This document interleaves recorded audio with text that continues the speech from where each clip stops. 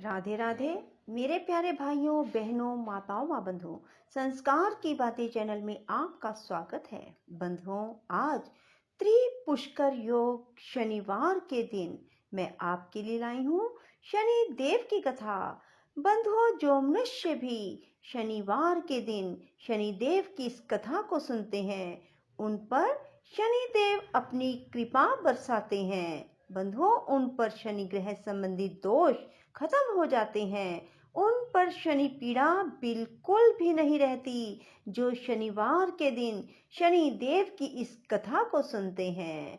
बंधुओं, हर मनुष्य शनि देव की पीड़ा से परेशान है। किसी को नौकरी नहीं मिल पाती तो किसी को किसी और प्रकार का कष्ट है। बंधुओं, सभी मनुष्य शनि देव की पीड़ा से दुखी रहते हैं। बहुत कम लोग हैं जिन्हें शनि देव की पीड़ा नहीं सताती। बंधुओं, इसलिए शनिवार के दिन सभी मनुष्य शनि देव की इस कथा को अवश्य सुने। जिन्हें शनि देव की पीड़ा नहीं सताती वे भी, और जिन्हें सताती है वे भी, क्योंकि जिन मनुष्यों को शनि देव की पीड़ा नहीं सताती वे भी यदि शनिवार को शनि देव की इस कथा को सुनते हैं तो आने वाले समय में भी कभी जिंदगी में उन्हें शनि देव की पीड़ा नहीं सताएगी। बंधुओं, यदि आपने हमारे चैनल को अब तक सब्सक्राइब नहीं किया तो जरूर करें और बेल आइकन दबाना ना भूलें, ताकि आपको हमारी आने वाली सभी वीडियोस की जानकारी सबसे पहले हो सके। बंधुओं, वीडियो को पूरी सुनने के बाद कमेंट बॉक्स में जय शनिदेव महाराज जरूर लिखें। बोलो शनिदेव महाराज की जय हो।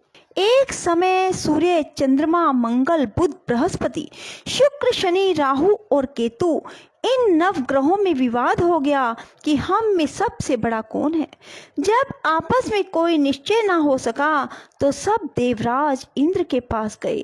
कहने लगे, आप सब देवताओं के राजा हैं, इसलिए आप हमारा न्याय करके बताएं कि हम नवग्रहों में सबसे बड़ा कौन है।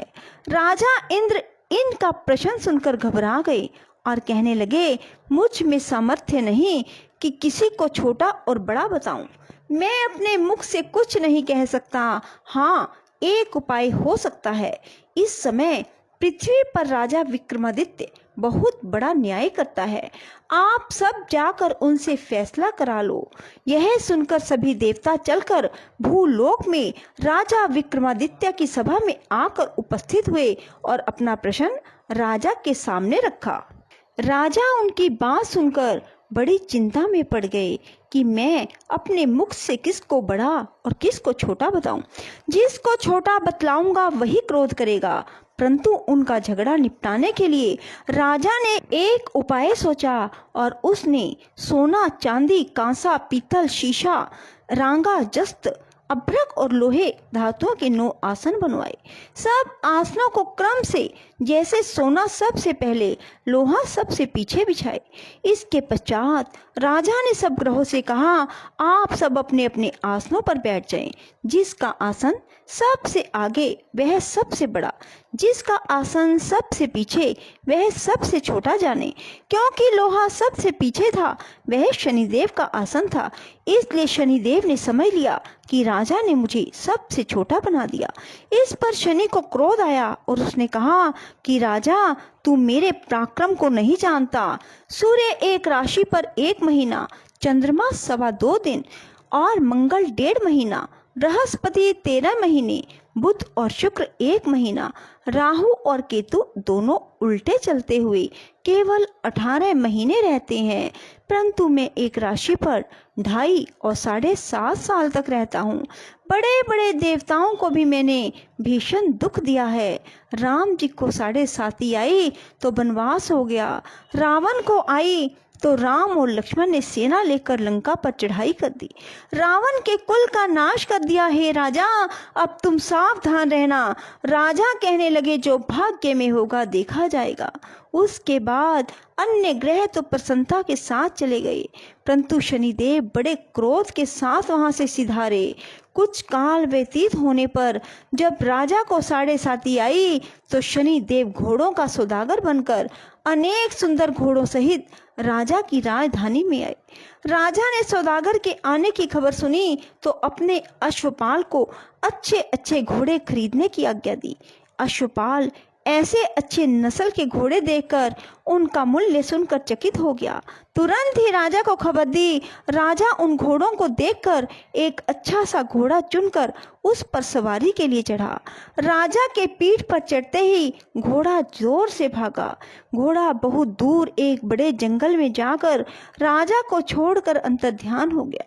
इसके बाद राजा अकेला जंगल में भटकता रहा, परंतु देर के पश्चात राजा ने भूख और प्यास से दुखी होकर भटकते भटकते एक ग्वाले को देखा।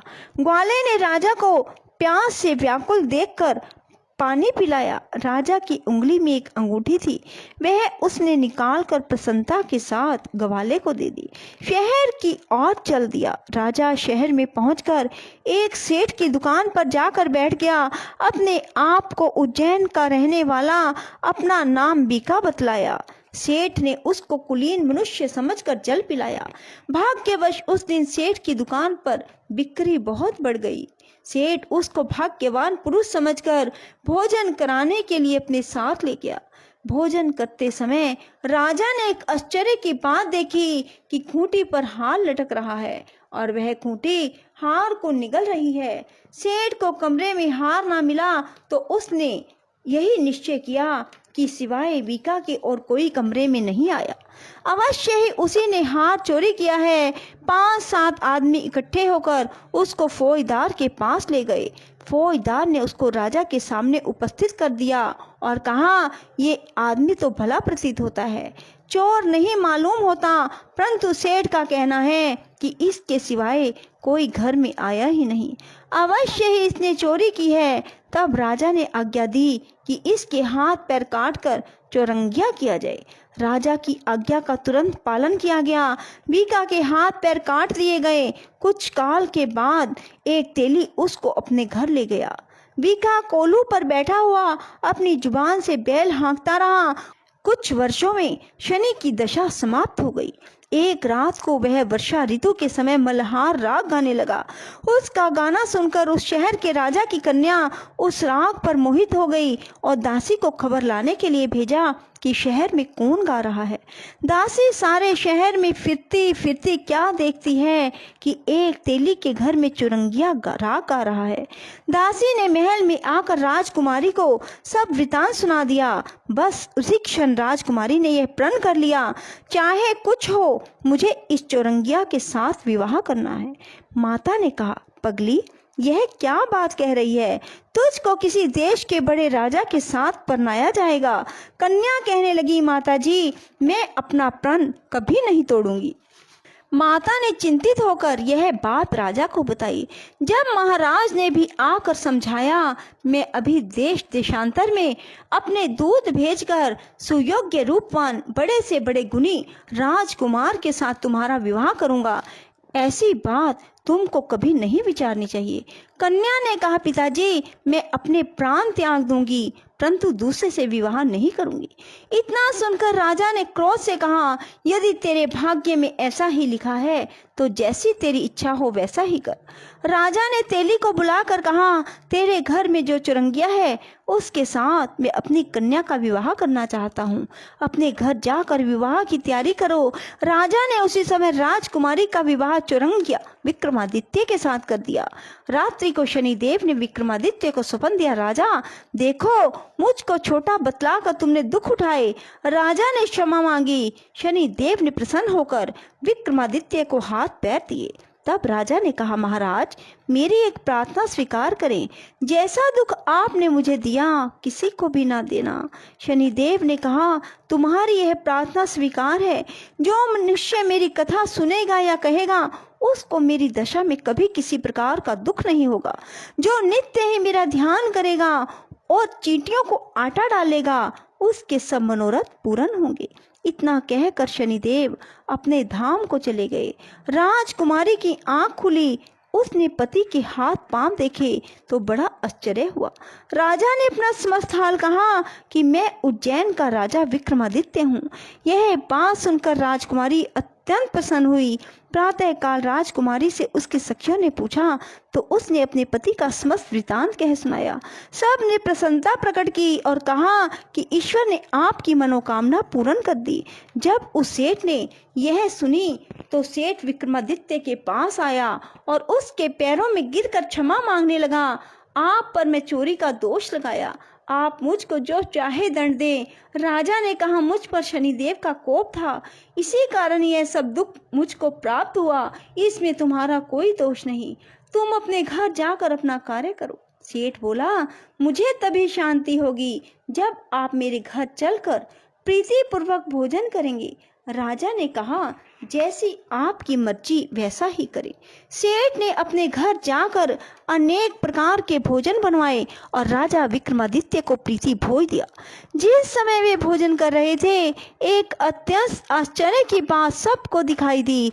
जो खूंटी पहले हार निकल गई थी वह अब उगल रही थी। जब भोजन समाप्त हो गया तो सेठ ने हाथ जोड़कर बहुत सी मोहरें राजा को भेंट की। कहा कि मेरे श्री कंवरी नामक एक कन्या है, उसका पाणिग्रहण आप करें। उसके बाद सेठ ने अपनी कन्या का विवाह राजा के साथ कर दिया और बहुत सा दान दहेज दिया। कुछ दिनों तक वहां निवास करने के बाद विक्रमादित्य ने शहर के राजा से कहा अब मेरी उज्जैन जाने की इच्छा है। राजा और सेठ से विदा लेकर राजकुमारी मनभावनी सेठ की कन्या श्री कंवरी दोनों जगह के दहेज में प्राप्त अनेक दास दासी रथ और पालिकाओं सहित विक्रमादित्य उज्जैन की तरफ चले। जब शहर के निकट पहुंचे और पुरवासियों ने राजा के आने का संवाद सुना, समस्त उज्जैन की प्रजा अगवानी के लिए आई। बड़ी प्रसन्नता से राजा अपने महल में पधारे। सारे शहर में बड़ा भारी महोत्सव मनाया गया। रात्रि को दीप माला की गई। दूसरे दिन राजा ने शहर में सूचना कराई कि शनि देव सब ग्रहों में सर्वोपरि हैं। मैंने उनको छोटा बतलाया, इसी से मुझको यह दुख उठाना पड़ा। सारे शहर में प्रत्येक शनिवार को शनि देव की पूजा और कथा होने लगी और प्रजा अनेक प्रकार के सुख भोगती रही। जो कोई मनुष्य शनिवार की कथा को पढ़ता अथवा सुनता है, शनि देव की कृपा से उसके सब दुख दूर हो जाते हैं। बोलो शनि देव महाराज की जय। राधे राधे, जय श्री कृष्णा। बंधुओं, यदि आपको हमारी वीडियो पसंद आए तो इसे लाइक करें और शेयर भी जरूर करें। धन्यवाद।